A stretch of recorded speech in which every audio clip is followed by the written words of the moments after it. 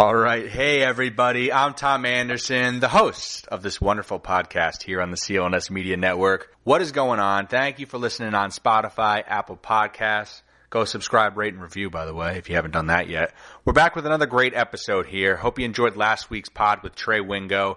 Today, I'm joined by someone with almost 2 decades of experience as a studio host. A lot of you know him from his ESPN days as host of Baseball Tonight and his great college football coverage there. He's currently the host of DAZN's nightly baseball show, Change Up. For those of you who don't know, DAZN is a relatively new global video streaming service that just launched here in the United States about 8 months ago, I think. A lot of momentum behind this thing. I think it's going to be really big. I'm excited. Let's get this podcast going. Adnan Virk, welcome to Terrific Talk. How are you? Thanks so much, Tom. Thanks for having me. I immediately said yes because I appreciate anybody who wants to talk to me. Never imagined in my life anybody would want to interview me. And then I saw you interviewed Trey, and of course Wingo's a dear friend and a terrific guy. So once I saw that you'd already interviewed Trey, I was even more excited to talk to you. So I appreciate the time, Tom. You're the best. It's great back-to-back weeks here for this podcast. You started out your career around 1998 in Canada as a producer for the Sports Network. Did you know you always wanted to be on air? What kind of drew you to the producer role early on? Yeah, I went to Ryerson University, which is where the late, great John Saunders went as well. And I'm so saddened right now. The Raptors are on this incredible run. Hopefully they win the NBA championship. I keep thinking about John, who was the first voice of the Raptors. Right. Of course, worked 30 years at ESPN. And I was so happy when I told him I was a Ryerson guy. He and I both share the same alma mater, which was very rare at Ryerson. But, yeah, it was in my second year there. I interned at TSN. And it was a TSN Best Scholarship, and I worked behind the scenes and eventually went from interning to being what's called an editorial assistant. They call it a production assistant in America, PA. But I was an EA there, and eventually, as you mentioned, became an associate producer. But I always wanted to be on air, and I thought it was really an advantageous way just to get to the business and to learn about everything. 4 months that I had behind the scenes really has served me well as a broadcaster.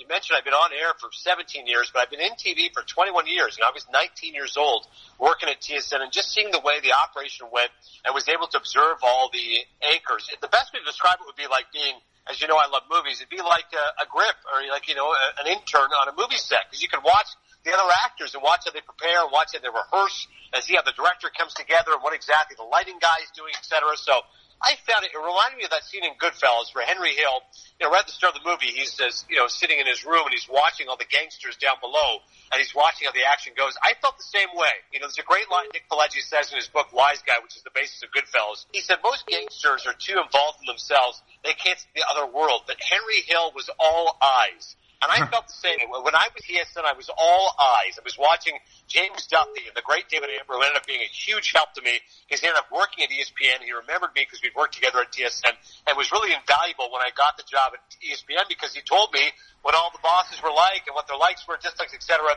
But just being able to see David and James Duthie and Rod Smith and Darren Detition, it was a huge help in my career. And they were so supportive of me. They very quickly said, let me guess, you want to be on TV? And I said, yeah, how do you guys know? They said, well, you can just tell. And they could not have been more encouraging. They told me, listen, buy donuts for the crew.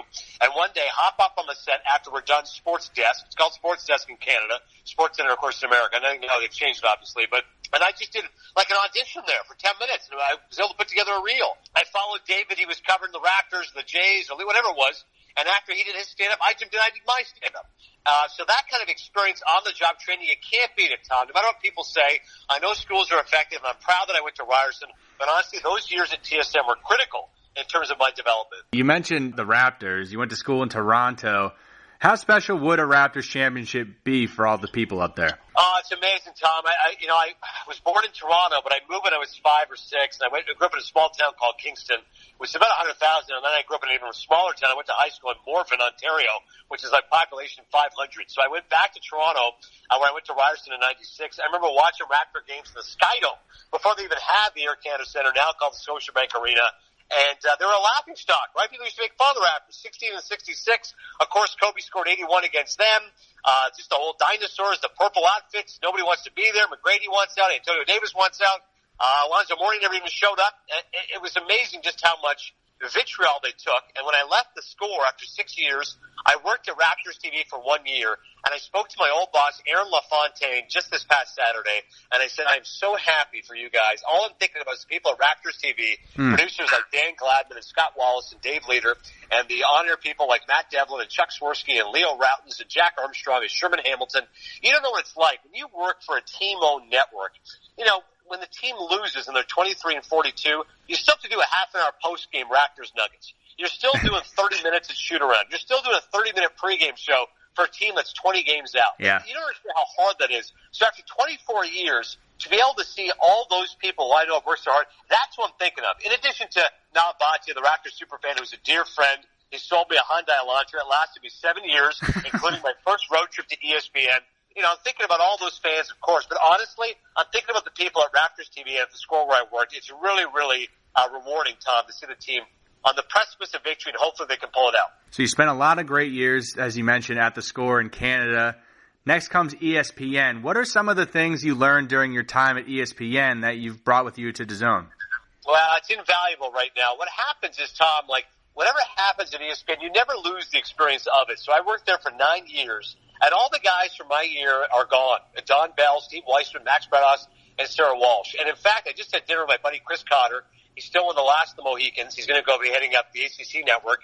And he started a year and a half after me. And we were lamenting the fact, you know, so many of our friends are now gone from the company. It's just not, you know, ESPN just kind of sticks to the old guard, and guys have been there for 20 years. The rest of us have moved on. But the value of that is no matter if you work 4 years at ESPN or 14 years at ESPN, you really learn a lot about television. And at the Score, I got my reps in, just like Malcolm Gladwell, the Canadian, would say, with the 10,000 hours and outliers. I got my reps in to be a better broadcaster. But ESPN takes you in a raw form and really makes you better.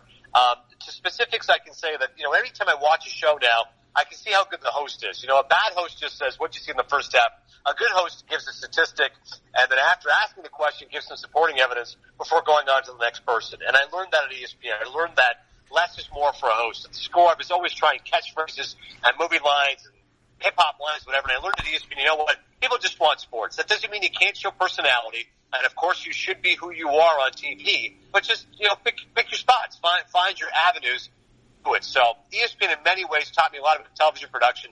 There's a reason why they're the worldwide leader in sports. There's a reason why I'm friends with so many of the people still there, the producers and other anchors. But honestly, the researchers were outstanding. I can't tell you how good the researchers were. I did not grow up with college football. I was born in Ontario. I grew up my whole life. It was very hard for me at first to understand where the hell Ole Miss is and why Alabama-Auburn is so important in the Iron Bowl. I grew up with the Maple Leafs and the Senators and the Canadians, etc.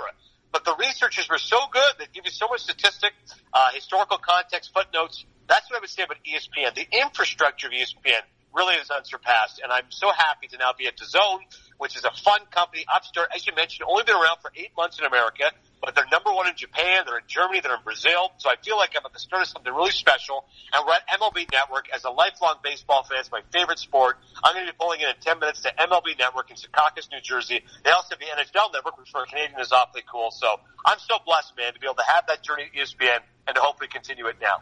I heard you talk about trying to model your career a little bit like Rich Eisen's, like when he left ESPN to start his own thing at the NFL Network. What exactly do you mean by that? Well, Rich was a guy who was really successful at ESPN. Of course, he worked with the late, great Stuart Scott at SportsCenter. But once he left, you know, I think that at the time some people mocked him and just said, what are you doing? Yeah, they did. The NFL Network, you know, that's a 24/7 football. That's never going to work.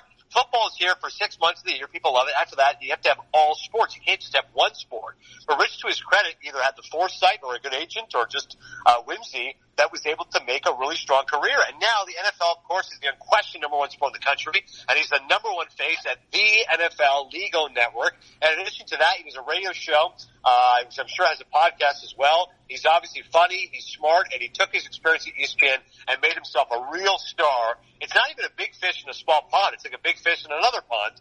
So if I can even emulate a tenth of what Rich did and try to make DAZN into something special and to create something really good here at MLB Network, I would be thrilled. What do you see for the future of DAZN here? You know, it's interesting. Again, it always goes back to movies with me. There was a time where everyone just looked at Warner Brothers and 20th Century Fox and Paramount and said, well, those are the studio system. And then all of a sudden Netflix came in and said, well, we'll spend billions of dollars and we'll make something happen. And all of a sudden now, streaming is the new thing in movies. And you can see how Netflix is successful with a film like Roma and the Academy Award push, and also having mainstream films like, Will Smith's Bright and all the rest of it. So what I'm hoping is that, listen, streaming really is the new way here, Tom. That, when I talk to people, this is the whole concept of watching stuff on your television. It just feels passé now. I'm one of the last of the Mohicans in that I like to actually watch stuff on my TV. I like to empty out the DVR and watch Barry or John Oliver or whatever it is that I'm into. Other people I know now say, no, they've cut cable and they just stream, and that's the way they watch everything. So DAZN is smart to say, fine, we'll be that streaming network, and we'll have a nightly baseball show. I don't think it's for the guy who has ESPN and MLB Network and Fox Sports 1. It's for the guy who says, listen, I cut cable, but I still love baseball. Let me watch Change-Up. It's Red Zone for baseball. It's 6 hours a night. They surf from every single game. I used to do a show at the Score called Court Surfing for the NBA. Well, this is diamond surfing, which is the exact same concept. So if you got a little ADD, you don't want to watch a Mets game that's 8-0 in the second. You just want to watch good stuff. Well, we got you. We got Machado, we got Harper, we got Trout, we got whoever you want. All the best stars in the game, all the best moments are happening as they happen. So I think DAZN is smart to be on the wave of new technology. You can't beat smart, and DAZN seems to be smart and to be forward thinking. And of course, they swallowed up boxing. They very quickly said, listen, we're going to be the spot. Rather than paying $60 on HBO for a fight, will you pay $20 a month or pay $100 for a year, which is a steal, $833 a month. And you're going to get Canelo, you're going to get Triple D, you're going to get Anthony Joshua, one of the great upsets of all time. Andy Ruiz's massive win, which I got to be at Madison Square Garden, host our coverage of Sugar Ray Leonard. So DAZN's smart to boxing and baseball, and I'm sure they're not done yet. I'm sure we're going to get more properties, whether or not it's the NFL or hockey or NBA. It's coming, so I'm thrilled to be here. I see you've been doing the show with Scott Rogowski. We all kind of got to know him through the HQ Trivia Game app. How's it been working with Scott? Tommy's hysterical. I'm going to see him in about 5 minutes. We do the show 5 nights a week. He's so funny. All my career, I've either worked with other hosts who are, classically trained like me, broadcasters that went to school and always wanted to be sportscasters, or I work with analysts, of course, as you mentioned, of Baseball Tonight. Eddie Perez and Tim Kirkchin and Rick Sutcliffe, all my old buddies, Alex Cora, Aaron Boone, or on college football with Jesse Palmer, fellow Canadian, Joey Galloway, etc. I've never had the opportunity of working with Rags to be working with a comedian. I mean, literally, if he goes to the DMV, they ask him what's your job title. They say, I'm a comedian. It's awesome. He just happens to be a diehard baseball fan, a guy who really loves the sport. He's a huge Mets fan and a huge card collector. It's actually brought me back to my days in Kingston, how many cards I used to collect, because he's one of these guys, he still buys rookie cards and tries to flip them, and it's such a lost art now, card collecting. It's so funny. But he's hysterical, man. It's a really good yin and yang because like I said, I'm that classically trained broadcaster. He's not that, but I think it's really fresh, and he's irreverent. He's willing to speak his mind, but still incredibly knowledgeable about baseball, and we have a blast together. And even in terms of pop culture, I mean, he's right there with me. He knows all the movies and stuff that I like. He's a big music guy, so we have a lot in common. Yeah, it seems like a perfect combo. You guys have great chemistry. Real quick before I let you go, so on the podcast you had Adam Driver. Very cool. One of my favorite. Love Adam Driver. I love all his movies. What's one fun tidbit that came away from that pod you had with him? He's got a new film called The Dead Don't Die, which is the film he's promoting with Chloe Sevigny, which is in theaters this week. So you can check out my podcast, Cinephile, which is on Apple Podcasts. Subscribe, rate, and review. And this is the rebooted edition. I had 78 episodes I did at ESPN. This is the first one now that I'm on my own with Cadence 13. So Driver was a huge get for us. Yeah. He talks about Jim Jarmusch and zombie movies and the rest of it, but I love the film Silence. I thought it was an incredible film. Driver lost 51 pounds for the role 3 years ago, working with Martin Scorsese. So he told me some great stories about working with Scorsese, why he's such a master. He said, he storyboarded the whole thing. He wanted to make this movie for 25 years, and yet if you're there on set as an actor, if you think it's something different, if you want to improvise, Marty gives you that room to grow. And he goes, that's insane that you get to do that with a guy who's that smart. You picture these totalitarian directors who tell you what to do, and it's very autocratic, but that's not the way with Scorsese. Even though he's got the whole film laid out, if you say, I want to try this, try that, he gives you that freedom, which I thought was amazing. And, of course, I asked him about Star Wars, and he said, it's changed his life. He said, I couldn't even imagine what it's like when you're on CG sets, but even they would build these giant sets. And he said it's completely changed his life in a good way. It was overwhelming at times, but he's enjoyed it. And he talked about Black Klansman, the fact he got to work with Spike Lee, who won an Oscar. So I encourage people to check it out. Check out the podcast, Cinephile, Cinephile, for more of Adam Driver. Go check it out. Adnan, this has been awesome. Everybody go check Adnan out on Twitter. His handle is Adnan S. Virk. Check him out on DAZN. Adnan, thanks a lot. I really appreciate your time. All right, Tom, best of luck with everything, buddy. Who's going to be next? You got Wingo, Virk. Who's going to be the third member of this trifecta? Still TBD. Still TBD. It's going to be a tough act to follow, though. I think Wingo, you hit a high, then I went down. So No, you were just as good as Wingo, if not better. I appreciate it. You got it. Thank you. All right, one thing before we go here. I got one last request for you guys at home listening to this. I guess you're not at home. You're probably in the car or on your commute or at the gym. Anyway, go check me out on Twitter and Instagram. Just groundbreaking things going on. Groundbreaking videos on the Instagram. The handle is Terrific Talk Podcast. And then Twitter. We got a nice little community growing on Twitter. I'm excited about it. The handle there is at Terrific Talk Tom. So again, Instagram, Terrific Talk Podcast, Twitter, at Terrific Talk Tom. Go check it out. We're doing big things here at the Terrific Talk Podcast. All right, we'll see you guys next week. Kobe, LeBron. Welcome to Terrific Talk. My name is Tom Anderson. Tom Anderson. Back to win, back to get gone. Back, gone. Tom Anderson. 3 cash, homie. 3 cash, homie. I feel ready to go another 9 innings. Touchdown! I feel ready to go another 9 innings. Touchdown! Today, I consider myself the luckiest man on the face of the earth. Terrific Talk Podcast. Welcome back, Terrific Talk Podcast. Here comes the host. I'm your host, Tom Anderson. first. Behind the bag. It gets through Buckner. Here comes Knight and the Mets win it. Back.